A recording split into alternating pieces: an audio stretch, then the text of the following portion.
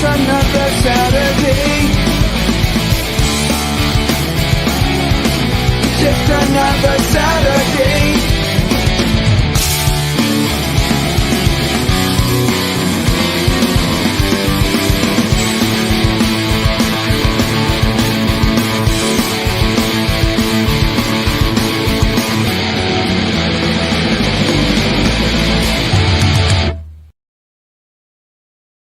And Jesus declaring all foods clean,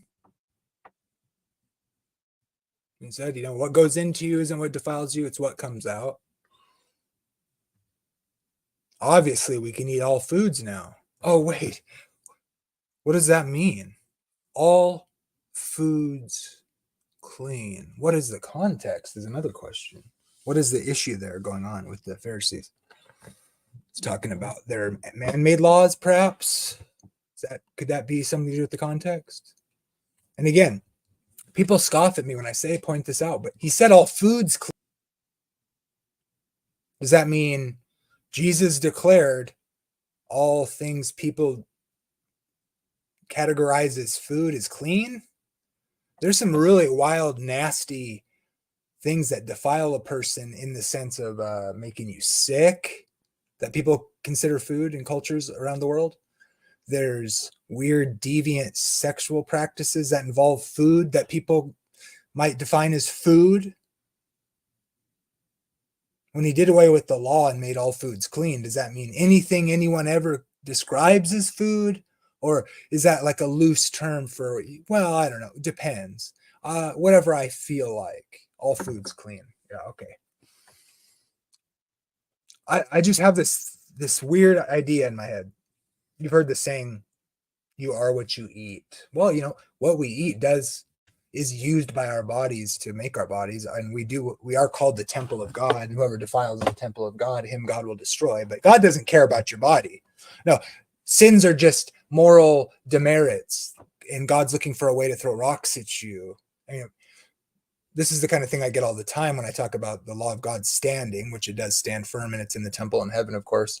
And I get told by people all the time, I don't understand God's love. I don't understand what sin is. Then at other times they'll say, you guys don't understand how serious sin is. It's like, you can't win with these people. I'm just saying, what does the Bible teach? And I'm going to say, that whole Trinity doctrine that everybody's so up in arms about, why is that important, you suppose, in the text? Well, when you look at Jesus dealing with the Pharisees, it was very important, I think, to emphasize how he was one with the Father. The Marcionites and the Gnostics, was very disjointed, even in the New Testament text in the early church. The reason the Trinity matters is because Jesus is one with the Father, because Jesus and his Father are the same God. So what God said was a morally bad thing that was separating the people from him, whom Jesus was a part of, right? And he comes and he's one with the Father, and he tells the Pharisees they didn't have the love of the Father in them, so they didn't recognize him. See, they didn't know the Father, and so they don't know Jesus because they're the same God. The Gnostics messed this up. This is why the Trinity is so important, the unity of the Father and the Son and the Spirit. And yet modern Christianity will damn people who aren't Trinitarian, yet they turn around and argue Jesus' law is different from the Father. Now, I don't believe the law of Moses comes over whole cloth, because there's obviously aspects which Paul describes as a way of being reconciled for atonement, which were shadows pointing to Jesus. But as far as what it means to be human, how to love, how to refrain from evil, what's good and what's bad, what you should and shouldn't eat that's good for you or bad for you. Some of the things were ritualistic in their separation between the Gentiles and but there's probably a reason God's saying, those animals I made that clean up the poop, so they literally eat poop for a living. Those aren't going to be the first choice that are good for you when you need the protein from that, say, animal proteins. Like being practical when he allows them to eat meat for practical reasons in a fallen world. When he gives them the ability to eat food. He called certain foods clean and unclean before he gave Sinai covenant, before he had the temple, before he had ritualistic separations. He told Noah there were certain animals that were clean. And does it not make sense that there's some necessity for man to be able to eat animal flesh after the flood, or God allows it, that certain animals were probably off limits for good reason. If you've ever seen bear meat and what can be in there, for instance, or, the kind of things certain animals eat or don't eat, one thing you'll notice is the ones that are forbidden are bottom feeders, scavenger types. You don't eat those. Why? Because they literally live off of like decaying flesh or literally poop. So like eating something that eats poop for a living is probably not good for your temple. And so like sins are moral issues, but they're also just things that are bad for you. At the end of the day, what is sin? Things that don't belong in God's eternal kingdom, things that aren't loving, things that are bad for you. Not every sin is a moral demerit where God's looking for a reason to damn you.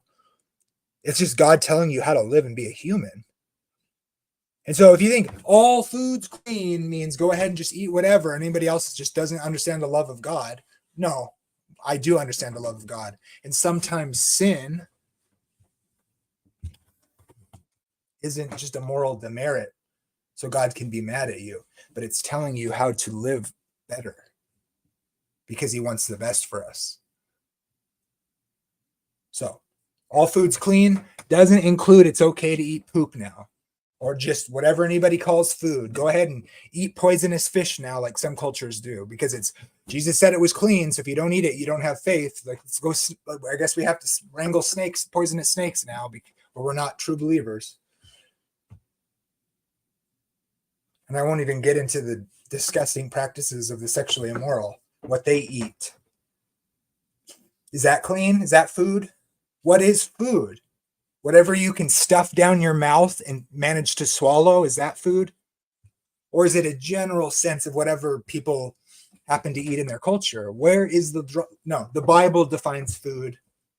I recommend following the food laws.